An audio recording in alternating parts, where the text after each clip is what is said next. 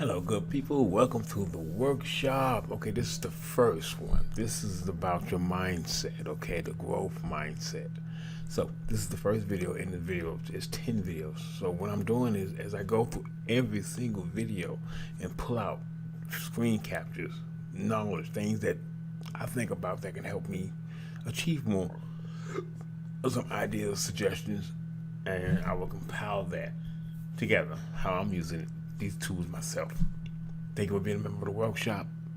Some was short, some was long, but this video is over 14 minutes long, just about, maybe longer because I'm having this video add on top of it. So here we go. Let's make it happen. Talk to you soon. Amazing.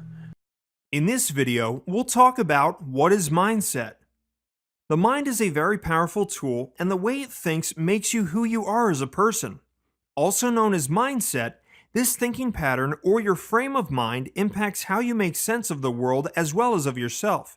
So in other words, a mindset is a set of beliefs and thoughts which influence the way you handle any given situation.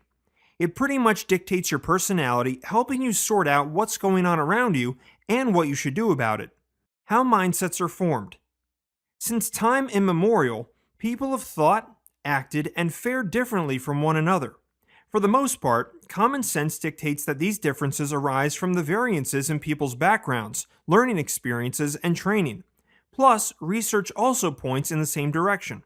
So while experiences, backgrounds, and training are all external variables, even internal variables like genetic makeup have a part to play. Most experts today agree that forming a mindset is a combination of the two. For instance, while everyone comes with a unique set of genetics, their experiences, training, and personal efforts take them the rest of the way. So your life experiences and genetics together help frame your attitude and beliefs. And since both have an important part to play in your mindset, it helps to know what these two factors are all about. First off, your attitude to something is how you think or feel about it, especially when it shows in the way you behave. Your attitude can have different components, such as an emotional component, or how something or someone makes you feel. Then there is the cognitive component, which is how or what you think about the subject. This is finally followed by the behavioral component, which shows how you behave when confronted by the subject. Then there are your beliefs, which are merely feelings of certainty about something. Beliefs are based on ideas, and when at a specific point, these ideas start to feel certain. They turn into beliefs. Beliefs, in turn, shape your attitude, which in turn shape your mindset. Attitudes and beliefs then give rise to habits which are a direct reflection of your mindset. Perhaps the most common and well-known example of a mindset is seeing the glass as half empty or half full. Types of mindsets. There are different types of mindsets that can either help you unleash your best or contain your potential. There could be a long list of these, but here are a few which have been backed by research. Here's a quick glance at the following. Abundance mindset versus scarcity mindset. The way you view abundance or scarcity in different aspects of life greatly influences your success in life. For instance, imagine that two people are walking down the street. They are talking to each other, laughing, joking, and all the while breathing in and breathing out. Now, do you think that one of the two might worry that there may not be enough oxygen for the both of them? Likely not, since air is abundant. Now place the same two people scuba diving where one's tank starts to malfunction. That person signals the need for oxygen, and suddenly the air around them becomes a precious commodity. This scarcity could easily make the two worry with a concern that what if there isn't enough oxygen for the both of them? For the most part, the general population seems to be more inclined towards a scarcity mentality. They often view life as having only so much, and if they had to share, there wouldn't be enough for them. This sad mentality makes it very hard for such people to share anything, including credit, recognition, responsibility, or even authority with others. Instead, they only end up competing for available resources even when there may be an abundance of them. On the other hand, those with an abundance mentality are not limited by this thinking pattern. Instead of seeing opportunity as limited, they strive to create more opportunity for themselves and embrace change instead of fearing it. To sum up, a person with a scarcity mindset chooses negative thoughts and adopts a victim mentality. At best, their everyday focus is on all the things that may not be working.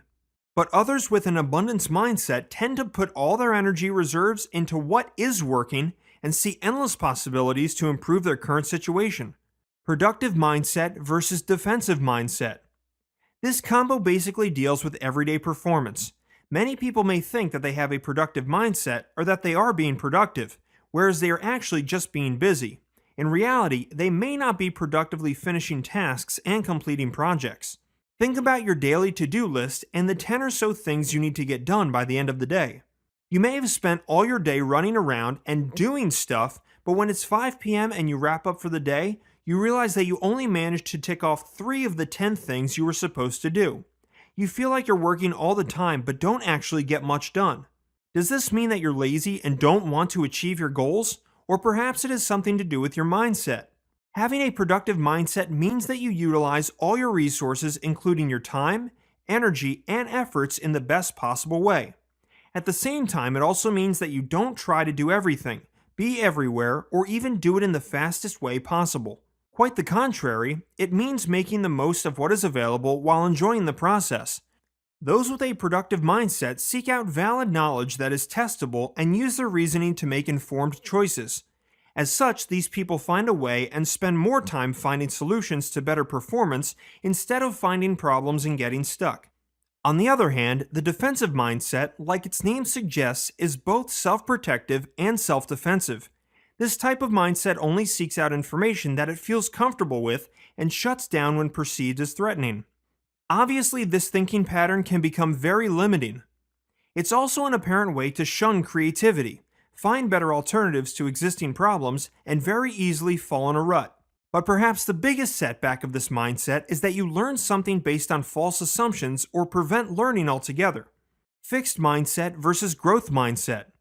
This combo is perhaps the best known in terms of mindsets.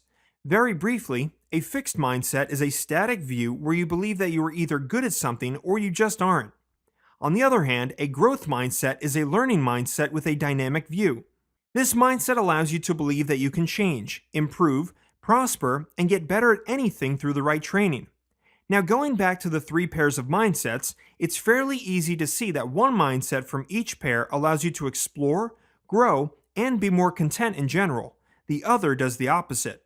These limiting mindsets may appear to offer more comfort, be easier to follow, and require less effort, but do come at a cost. Not only do they repel the positive in life, but can also hold you back from achieving your full potential.